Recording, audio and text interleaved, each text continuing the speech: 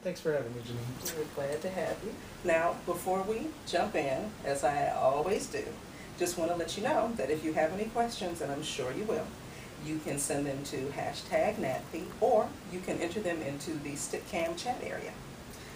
Are you ready? I am ready. Okay, great. We're just going to jump right in. Now, what motivated you to get into development? I started off as a reporter covering the world of television, and I worked for a trade that sadly is no longer with us, electronic media. Okay. And I think any trade reporter will tell you sooner or later, whatever the trade is, you get tired of writing about other people doing something, and you think you can do it better yourself, and so that was sort of the overall motivation to get me into it. Now, I know that you've been in development for such companies as King World, Pie Town, and Home Run, and now you have hung your own shingle. So tell us about Yeah, the opportunity came up sort of last summer. I'd been producing television with other people and sort of as either working as a development executive for or as an independent producer with other companies in the past. And then over the summer I had the opportunity to start to produce my own short form internet videos for a couple of different clients and a couple of different websites. One technology oriented, one sort of mom oriented. And that was what got me to basically hang my own shingle, and then through that there's just the desire to start to run all of my business through my own company rather than looking for others to be in business with and partner with on a production company level. So tell us some more about Spring Theory, and since you are going to be a catcher this year again, and he participates every year, and we're always glad to have him. Tell me specifically what Spring Theory will be looking for at the pitch pit. A couple of things. It's all reality documentary programming, largely looking in the sort of workplace docu-space and the docu-space in general. And it's what a lot of the other people will say. They're looking for unique talent, unique characters who have unique access to different situations that are going to translate well on TV. And those are the things that always get me the most interested in, especially if it's in a field that is different than what is currently out there. And being a smaller company like myself, I don't want to be the fifth company in trying to do an auction show. Okay. Or the fifth company in trying to do a pawn shop show. I want to be the first company in doing something that hasn't been done yet. And those are the things that really get me excited. You know, my roots are still in a lot of the lifestyle and DIY space. I've done a lot with home and garden television, Food Network. And so I always sort of, keep my eyes open for things that are unique in the food space, good talent in the food space, good talent in the home design space as well. It's probably a little bit secondary, but it's still the sort of thing that I'm always sort of going back to. Okay. If I could ask you a question about your mandate, and I have it right here. I noticed that several companies listed verite under the kinds of genres they're looking for regarding content. Can you, for all of us, give us a definition of verite? Yeah, or at least my definition, and people's will differ a little bit, but verite is essentially, the other word for it is fly on the wall. Okay. You're an observer in what is happening in real life in a fairly real sort of way. So like a real world example would be like maybe Flipping Out on Bravo. That's a verite show where the cameras are just sort of following the action that would be happening in real life. Now, how real some of that action is, how produced it is somewhat different. Deadly Sketch is another example, and a very good example of a verite show. Versus something that's more formatted is what Jeff Lewis from Flipping Out is doing now. Interior Therapy, I think they're calling it. And that is more of a formatted show where they're bringing people into clearly artificial circumstances to do clearly artificial things that are just for the show. So that's sort of what that differentiation is. The more real, if you were just a fly on the wall watching the action as it's taking place naturally, that's what verite is. Thank you. Thank you. I know it's I think when you talk about verite in regards to film, there's some more stylistic choices that play into the definition of it. But thank you for clearing that up for everyone. So if you have something that falls into that genre, then you want to consider pitching to Spring Theory. is there anything that you are not looking for? Because we want our pitchers who are out there getting ready and registering over the weekend, we want them to be as prepared as possible, and we don't want them to waste their time or yours. So anything that you definitely not looking for? The things that I tend to shy away from are things that are either celebrity-driven, celebrity-based, that the kind of things that would be on like in E! Channel are less interesting to me. Things that are more comedy-based are probably less interesting to me than more, in another way to maybe put it is, I'm probably skewing more towards Middle America programming than I would be New York-centric, LA-centric, which is not to say that I'm not looking for those sorts of things if they're right, but you know, I'm more interested in trying to find that more Middle America type sensibility. As we talk more about pitching and people getting ready and making decisions about what companies they should pitch to, taking into consideration what you just shared with us, do you have any advice for those, especially our newbies that are coming? They've never done this before and they want to hit the ground running. I think that you should take some time to research who the companies are, what they do, in sort of what they have been producing, and then actually watch the shows. Because a lot of time you see a title, you see a network, you take the time to watch the show and see if it's that type of sensibility with you as well. And just sort of have a sense of really who you are, what your project is, and so on that sort of, you know, cellular level, what company does that fit best with. Don't just necessarily see the name of a company and say, I know that company, I'm going to approach them. There's a lot of companies out there doing a lot of very good work who, you know, a lot of people don't necessarily know that by brand name. But I think that those might be a better way to get into something new. So definitely when you're watching shows, take a look at those end credits. Take a look at those companies that are tied to those shows. They're producing those shows, and many of them will be in the pitch pit. And that's who you want to pitch to. And also look at all the names in the credits, because you'll see sometimes 3 or 4 different production entities will come together for a single show. And you know, each of them brought something valuable to that table. So you know, it doesn't necessarily just need to be the first one. And maybe you can't get directly to a certain company. Maybe you can't walk through the doors of HGTV or the Food Network and pitch your idea, but you can come and talk to Greg in the pitch pit because he has a relationship with them. And if your idea resonates with him, he can get the ball rolling. Yes. So tell me about some success stories. We know that you participated for many years. I have, and you know, I've optioned 2 things from previous pitch pits.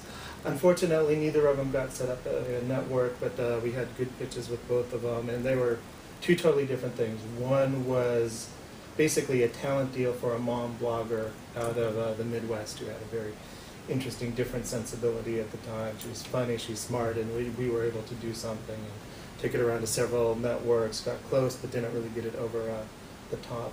The second was something totally different. It was sort of male-driven. It was a guy running a private EMT service company, and that sort of run-and-gun documentary style, following him in rescues and things like that. And again, weren't fortunate enough to get it actually on the air, but you know, we had a good run, showed it to a lot of people, got good feedback. It just didn't quite get over the top. And that's the nature of the business. Yes. You want to get some traction, and they got some traction. It's not always a hit, but right. That happened as a result of coming to the pitch pit. So I hope if you have not registered, this is motivating you to register, because things happen when you come to the pitch pit. Yeah. The other thing, and this is sort of pitching in general, you never really know necessarily what is going to strike it moving forward.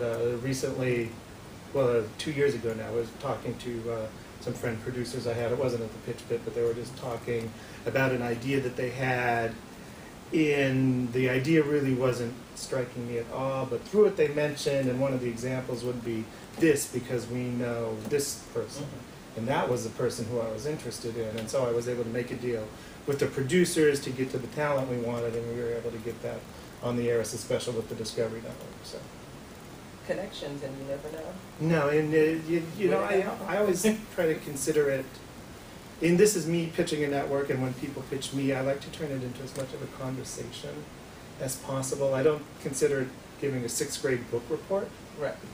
You know, you need to have your Great facts. example. You need to know what you're doing, but also don't be talking at me so much that I can't interject and go with it where I want to go with it and try to figure out what in there might work. Because in a way, when people are pitching me, they're bringing me, say, the toolbox. And they think that every tool they put in this toolbox is perfect, but it might be the hammer I'm looking for, or it might be, well, you know, I need a new set of screwdrivers, so we'll Right. use that, but then if we consider we can do this with it. So just sort of keep an open mind and don't be afraid to have a little bit of back and forth in the conversation to help it evolve. Now, so, sort I of, love that. I the love flip- the toolbox analogy. but the flip side of it is sort of the people who pitch, and yeah, I mean, production companies do this with networks. When I was on the network side at King World, we would get this all the time. People, be it talent or people pitching me as a producer, is when I have a very strong opinion of what I want to do, and they try to convince me that I'm wrong.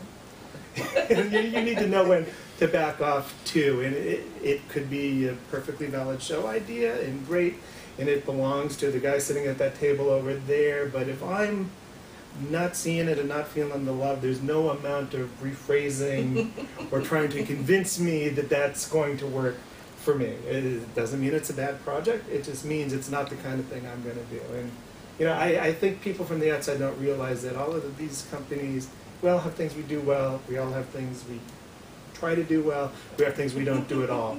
And when you're in that don't do it all category, just go with it and find somebody else to talk to the project about. But you're not going to convince me to do something I'm not going to want to do. And I might not have even a really good reason other than it doesn't strike me, it's not my thing. So you touched on some things that we love to stress to our pitchers coming to the pitch pit.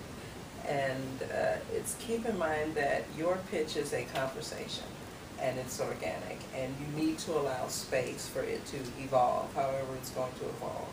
And in our situation with the pitch pit, they get 10 minutes with catchers like yourself. You don't want to spend your entire 10 minutes or 9.5 minutes just hammering your pitch into the ground. You want him to have an opportunity to interject, ask you some questions, catch the vision, make sure you're on the same page, and have an exchange, or you've wasted your 10 minutes. Yeah, So don't do that. and also be open to the idea that you might have to go back with your concept and change it some, and then contact us again later. You know, listen to the feedback, and just if the feedback's no, or it's not what you want to hear, don't necessarily take that as no. Listen to what we're saying, why it doesn't work, why we don't think it's accurate, why it doesn't fit our needs, and then perhaps you can restructure what you're trying to do, come at it a different way, and then you come back with another pitch. This may be really an issue of it being individual preference and totally subjective, but when you're in a situation, you've created this project, it's your baby, you pitch it, and they're just not feeling it. They don't catch the vision. And they've given you some suggestions, though, that should you implement those changes, you might have another chance. How do you decide how flexible to be? It's your baby, and you saw your baby this way with a ponytail and a red dress, and they want your baby to have pigtails and swimsuit and at the beach. Like, how do you decide? It's a gut call, and all of this is a gut call ultimately. But it really boils down to balancing out how badly you want to sell it versus how badly you want to keep to what you think is right. You know, to be blunt, the people at my level, and then when I turn around and pitch the network, it's the same thing. They know better than you do what's working, what's not. And you know, nobody's here trying to steer you in the wrong way. That's not to say if you have a strong creative vision and you want to stick through it with the bitter end, sometimes that's what you take, sometimes that's what you have to do. At the same time, you're able to tap into a lot of people's institutional knowledge of where TV is right now. And really, we're all looking into the future. We're not even right now. We're all Right. knowing where TV is going in the next 3 to 6 months. Because when we're looking to develop, that's Right. the target we're looking at. 6 months to a year out. We're talking to the networks all the time. We're talking to our agents all the time. We know who's doing what. We know why when somebody like a History Channel starts to get out of the history business. Right. We know first, and we'll be telling you, you know, it might be great for what History Channel was before, but that's not where they are now. And you're saying, but that's what's on their air now. And we're saying, yes, but we know it's coming next, and that's not the direction we're looking to go. So in a way, you know, you're talking to us for a reason. Sort of trust us that we know what's going on. I know that's not always easy. No, it's not, to and you're, do. especially if you're creative and you're passionate about something. And you know, I get that, and I've been in those meetings the same, where you're walking out saying, you know, where they want me to take this, I'm not willing to take this, so I'm just going to back away. I'm going to see what things change. The other thing to keep in mind, and this is always frustrating to people in the position of those pitching me, it's constantly changing, it's constantly evolving, and you just have to wait it out sometimes and wait for the opportunity. And the opportunities will come again, things are cyclical. What's working now won't be working later. Things that aren't working now will be working again. You know, one of my favorite stories, and it's completely true, this was when I just left King World, was working with Pytown Productions, and I had created and then optioned with them a syndicated strip called Life Moments. And we pitched that to every syndicator in town, and they'd all passed. This would have been spring of 2001. And everyone passed. We had the opportunity, through some contacts that I had, to go into Paramount the second time and pitch the top guy there, Greg Midell was at the time. Okay. Pitched Greg, and he liked it, but he passed. Second time. He called us up 2 weeks later and said, hey, is that thing still available? Something's changed on our end, and if it's still available, why don't you come back in and let's start to talk about it again? And you know, it's hard to take that sort of long-term view of it, but it really is the nature of the business, and what's working, what's not, what's happening, what's not. It's all changing, and it's constantly in flux, and you're hoping to hit it just at the right time, and sometimes your timing's not that good. But if you wait a little bit, the time will come back around again. And you might get that phone call. Exactly. From Greg or someone. Exactly. And believe me, you know, I remember who I talked to at these events, and I have no problem if I walk out of a meeting with a network and they say, you know, we're looking for left-handed carpenters who are blonde, who can sing. And I say, wait a minute, I just met a guy 3 months ago at NATPE who was left-handed. I don't know if he can sing, but I'll call him up and see. You know, and that, again, goes to the whole idea of it's as much a conversation, it's as much relationship building and project building. And another way to put it, there's not a single project that has ever been pitched to a production company that was optioned that went to the network exactly the way it was pitched. Did you It's hear that? always going to Say change. that again. Well, there's never been a single project that was pitched to a production company that was then turned around and pitched to the network the exact same way. There's So always going to basically, be you're not writing changes, the shooting script. You know, modifications, it's going to go through some stages. different focuses, different. And by the time the network gets it, they're going to change it again. So it's now going to be 2 generations removed from what the initial vision was. And that's what you want. That's the good scenario. So, you know, you have to understand that it is going to evolve over time to get to the air. And then if you notice, even the hit shows, the first season is not what the 4th season looks like. Right. The shows themselves are constantly evolving and constantly changing.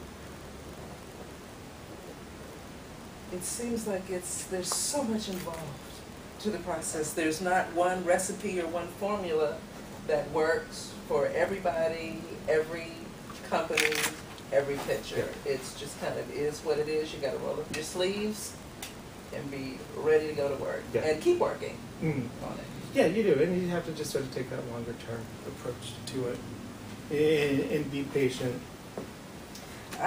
We have a stick cam question. Okay. Okay. What are the pitches you hear over and over again? Ooh. So I'm thinking genre or characters, ideas, concepts. What are you hearing over and over again? Let me ponder a second. There's a lot of frustration out there because Travel Channel is less about travel shows. Okay. But there's still a lot of people who are trying to come up with that sort of classic travel log approach to things. Visit different city, whether it's shopping, whether it's eating, but that type of sort of going out there and adventuring. And it makes perfect sense. And you say it's a travel show, there's a network that does travel shows, there's other networks that do travel shows. Why does this type of travel show not appeal to you? And it just is not the nature of where most of these shows are going. You know, the closest thing to a travelogue now are the, you know, sort of redneck guys go to places and eat a lot kind of shows. Is really the closest. And again, it'll evolve back, and we'll see. Destination America, which was formerly Planet Green, is somewhat in that space, looking for their versions of those types of shows, but they're not going to look like the traditional travelogue. And I think Anthony Bourdain's show was probably the category buster of that. Once you have that, you're not going to add personality him, so people now have to try different approaches to it. But I think that's one of those that just frustrates people a lot because they really see it on the air. Another thing that comes up people will look at things that aren't on the air and have that and think, well, since it's not on the air, it should be on the air. And a classic example of this was cooking shows for children. Okay. And, you know, there's really one outlet for that, and it's the Food Network Cooking Channel. I haven't spoken to them about this year, so maybe it's changed. But they were always of the mind that we don't want to do that show because people with kids are not going to come to the Food Network for a cooking show, and people who are watching the Food Network who don't have kids, once they see it's about kids, are going to tune up. Okay. Which is totally valid. They had the research to back it up, and I'm sure it was completely accurate. But everybody out there is always looking, saying, well, why don't I see Cooking with Kids on that network? I can do that. That's going to be my show. And there's reasons why that's not there. And there's other examples of that sort of, some things are so obvious that if they're not on the air, it's because the people who would do them don't think they work for them for whatever reason. So even if seems like the home run, the perfect answer, you figured it out, there might be a reason why nobody wants to do that show. Okay. So if you have a show that's Cooking with Kids, that's fine. He's not saying don't come to the pitch, but you should always have more than one project. You should have several projects lined up to talk about at any one given time anyway. And again, you know, maybe the other thing though, you know, as I'm saying this, maybe somebody in New York at the Cooking Channel is walking out of a meeting where they say, you know, we should really try that Cooking with Kids category. It'll be celebrity kids, and they'll be in kitchens that you could never imagine, and it'll be on this summer. You know, this is the year we should do it. Let's give it a try. Right. So, you know, and that goes back to the whole, it's all evolving, it's all changing. Let's say I pitch to you, and the idea resonates with you. I'm a newbie, I don't have any credits, but you really like this idea. And it would be great, let's say we were talking about the Food Network, it would be great for the Food Network. Walk me through that process. What will happen when we leave the pitch bank? Well, what would happen, and again, I can only sort of speak to my approach, I would probably wait a couple of weeks to make sure I'm still as excited about it 2 weeks from now as I am when I first hear it. If I am, then it's coming back and signing some sort of deal memo, which is essentially sort of an exclusive, no money up front. Don't walk in that room thinking people are going to be paying you for your ideas before they turn around and get them sold. But some sort of essentially a whole deal. Usually I like to do 6 months is plenty of time, and I don't like to tie people down to things if I'm not going to be able to turn around and sell them. And then we determine basically what sort of follow-up materials are needed. Maybe they have shot a good sizzle reel and I can just modify that slightly. Maybe we need to shoot something more. and then we write up some material, start setting meetings, and going to pitch. And it sort of comes down to how integral is the person pitching me to the project. Like, for example, if you are if you are personally the left-handed singing guy who's blonde who has a hammer, and that's the show, you've got a lot more leverage with me. If you are the friend of the guy, you still have a lot of leverage. If you think that you can find a guy, you've got no leverage at all, and I'm not really interested because I could go do the same thing myself. I could find that guy myself. So it sort of is how integral you are to it. If you're the on-camera talent, clearly you're very integral to the process. If you're the producer, you need to have it packaged in some way where you have a deal with the left-handed blonde guy swinging the hammer. So that when you come to me pitching him, I say, well, dude, what's your relationship? And you say, I've got a deal with him. Now, you have something that is of value to me that I want to make a deal with you to get to. We have another stick cam question that piggybacks on what you were saying. At what point should you try to attach talent to a project? All projects are different. All genres are different. In different companies approach things differently. From my perspective, I want to see the talent up front because, in my opinion, everything is really talent-driven. So at the Pitch Pit, I'm less interested in just flat-out formats and more interested in talent-driven projects. And if it's a perfect talent in the perfect format, that gets me excited. If it's, we should do this, but then we need to go out and find that person. I, as a production entity, can come up with my own formats that would require me to do that. But if you have it packaged for me, that gets me more excited. So in general, I would say as soon as possible, you want to get the talent attached in. I almost think it starts with the talent before the concept in most cases. If I could continue in the vein of attaching talent, I talked to someone who's coming to the Pitch Pit this week, and she is currently the on-camera talent for her project. And she's concerned that maybe she really shouldn't be the on-camera talent. How often do you come across projects where people have this great idea, but they're pitching themselves as the talent, and they really need to take a back seat and find another person to be the face of the project and focus on other areas of it? I think it's good to be flexible. If you're that person, from my standpoint, philosophically, like I said, I'm more interested in the person than the idea. Ideas are very expendable. There's a lot of them. Unless you have the ability to implement the idea has no underlying value, at least to me. And even if you look at most of the great formats that have been out there, most of them have either been packaged with the talent or have come from overseas where you can see what the actual format is and how it works. So if you're coming in pitching something and you want to be at the center of it, but you should be willing to step back if that's not working. Okay. At the same time, the idea itself without the talent doesn't have a lot of value in most cases. It's really the talent or the access. What I would say in this regard, say that you are not going to appear on camera, but you own the company that gives you the access to the workplace docu that we want to do. That's going to have value. If I could change gears just for a second, you obviously have credits that go on for days, so you have a knack for determining what could possibly be a hit and stick.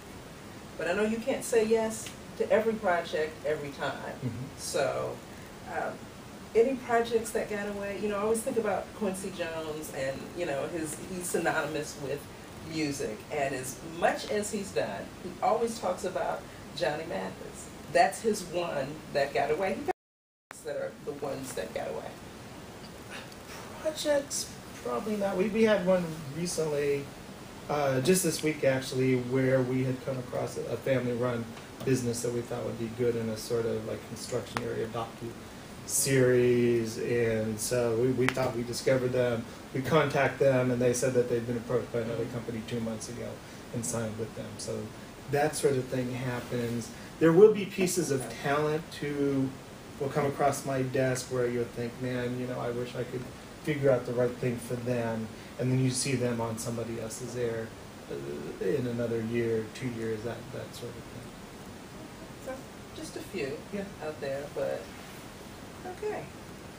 Well, if there are no other stick cam questions, that's all we have time for this week. So I want to thank you, Greg, for Thank you. joining us, and you got a chance to hear him talk about what Spring Theory will be looking for. For more information, you can always go to our website at www.pitchcon.org and check out all of the catcher mandates. And if your projects seem like a good fit, then you definitely want to choose Spring Theory as one of your top choices. We have something special for you while I'm on the subject of choosing your top choices. You can't choose the companies you want to pitch to if you haven't registered, but we can help you with that. We have a special code this week, and it is NATPE TV. So if you go to our website and you register and you enter NATPE TV, you get $70 off of the registration price. So you don't want to miss out on that special code for this weekend. Let's see, next week we will have Joshua Cozen McNally of Getaway TV. He will also be a catcher in the pitch pit. So we will see you next week on Dances with Catchers. Thank you.